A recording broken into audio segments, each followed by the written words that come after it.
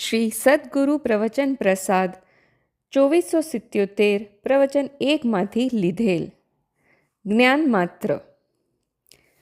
ખરેખર એક ચૈતન્ય મૂર્તિ જ્ઞાતા દ્રષ્ટા સાક્ષી છે એવું જ્ઞાન એ જ ત્યાગ અને પચખાણ છે.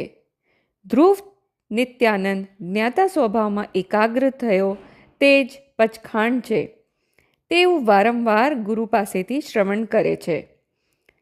હજારો શાસ્ત્રોનો તથા બધા અનુયોગોનો સાર ગુરુએ કાઢીને બતાવ્યો છે કે તું તો જ્ઞાન માત્ર છો. તારી પર્યાયમાં જે વિકાર થાય છે તે તારા જ્ઞાનનું જ્ઞેય છે.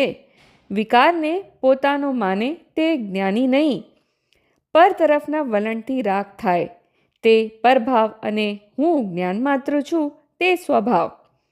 એમ બંને સ્વ પર લક્ષણને સારી રીતે પરીક્ષા કરીને ઉધડક રાખીને નહીં પણ સારી રીતે પરીક્ષા કરીને જરૂર આ વિકાર તે પરભાવો છે, હું જ્ઞાન માત્ર જ છું એમ નિર્ણય કર્યો તે જ્ઞાન સ્વભાવમાં કર્યો તે પચખાણ છે.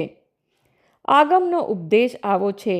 આગમના નામ સાથે વિરુદ્ધ ઉપદેશ આપે તે અજ્ઞાની મિથ્યા દ્રષ્ટિ છે.